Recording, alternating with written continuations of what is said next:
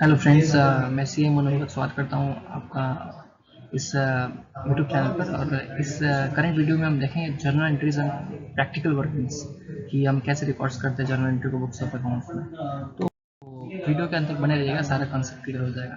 तो rules, generally कुछ set of rules होती है, वो हमें फॉलो करना पड़ता है किसी भी जर्नल एंट्री को हमें रिकॉर्ड करने के लिए बुक्स ऑफ अकाउंट्स में। उस सेट ऑफ रूल्स को हमें फॉलो करना पड़ता है, ठीक है।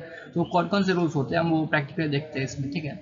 तो every journal entry must be recorded in a chronological manner, date wise.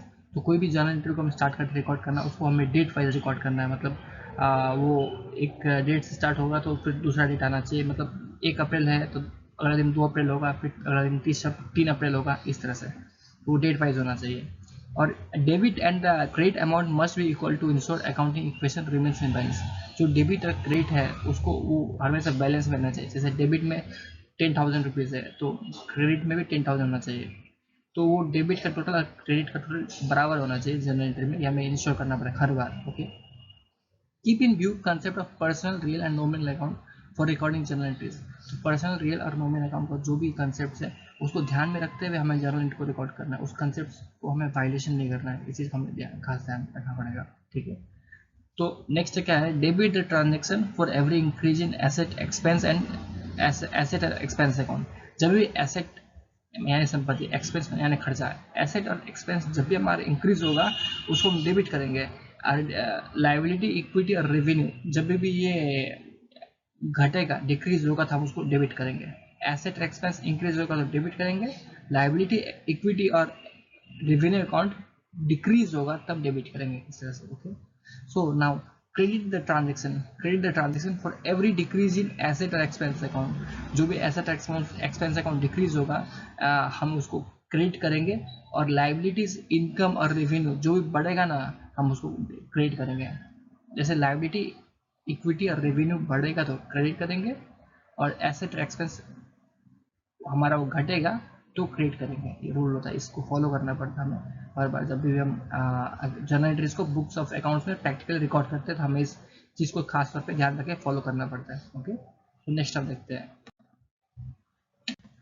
इसमें हम कुछ ट्रांजेक्शन्स देखेंगे जो जर्नल एंट्रीज के हैं जो बुक्स ऑफ अकाउंट्स में रिकॉर्ड होंगे। जैसे purchased goods by entity in cash for 1 lakh on 4 अप्रैल 2023, ठीक है।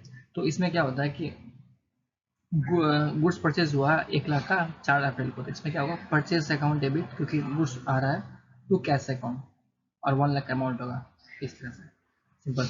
Depreciation charge on machinery ₹11,000 on 31 मार्च 2024। तो 31 मार्च 2024 को ईयर एंडिंग होता है, फाइनेंशियल ईयर 23-24 का ईयर एंडिंग होता है। तो हम डिप्रिसिएशन को बुक्स ऑफ अकाउंट्स में रिकॉर्ड्स करेंगे। Depreciation account debit to machinery account. Depreciation खर्चा है, नॉन कैश एक्सपेंस है और ये खर्चा बढ़ रहा है इसलिए डेबिट हुआ। तो depreciation account debit to machinery account, machinery asset है, एसेट घट रहा है डिप्रिसिएशन की वजह से इसलिए वो क्रेडिट हुआ 11,000 से, ठीक है। डेबिट रखे 11,000 इस तरह से। तो नेक्स्ट है sold goods to MSABC company on credit for ₹65,000 on 10 October 2023, ठीक है।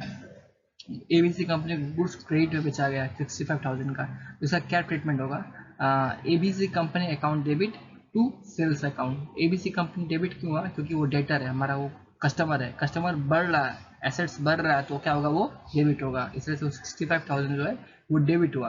और सेल्स हमेशा क्रेडिट होता है देखिए सेल्स बढ़ रहा है, तो इसे 10 अक्टूबर में ये ABC company debit to sales account credit 65,000 इस तरह से, ठीक है। So next है paid rent of ₹21,000 through check on 12th December 2023, ठीक है। डेट होगा 12th December 2023 एंड रेंट होगा rent account debit to bank account. Rent debit क्यों हुआ, क्योंकि रेंट हमारा एक्सपेंडिचर है, ये खर्चा है, इसलिए रेंट डेबिट हुआ टू बैंक अकाउंट। बैंक क्यों, क्योंकि ये चेक से पेमेंट हुआ इसलिए। बैंक एसेट है, ये एसेट घट रहा है इसलिए क्रेडिट हुआ। Okay done. So commission income accrued ₹25,000 on 30th September 2023, ठीक है। accrued मतलब क्या होता है, आउटस्टैंडिंग। आउटस्टैंडिंग मतलब बाकी है। 30 सितंबर 2023 तक का कमीशन इनकम बाकी है 25,000 रुपये। तो ये कमीशन इनकम accrued क्या होता है, ये हमारा एसेट है।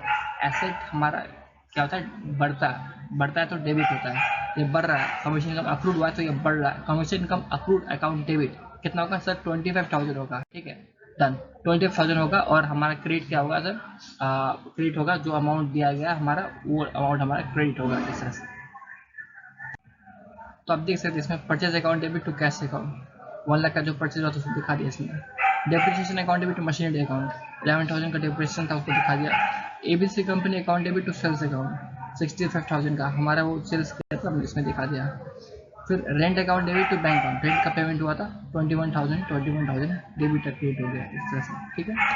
और कमीशन इनकम रिसीवर हमारा वो एसेट है, इसलिए एसेट बढ़ रहा है तो debit to commission income, 25,000 debit, 25,000 credit. Paying commission income accrued, ये नरेशन हमें हर जगह देना पड़ता है, जब भी हम जर्नल एंट्रीज रिकॉर्ड करेंगे तो नरेशन हम हर जगह देंगे जर्नल एंट्रीज में, ठीक है, ये हमें ध्यान रखना पड़ता है। उसके बाद 28 फरवरी में क्या हुआ कि इलेक्ट्रिसिटी बिल अक्रूड हुआ, अक्रूड मतलब क्या होता है, आउटस्टैंडिंग यानी बाकी है।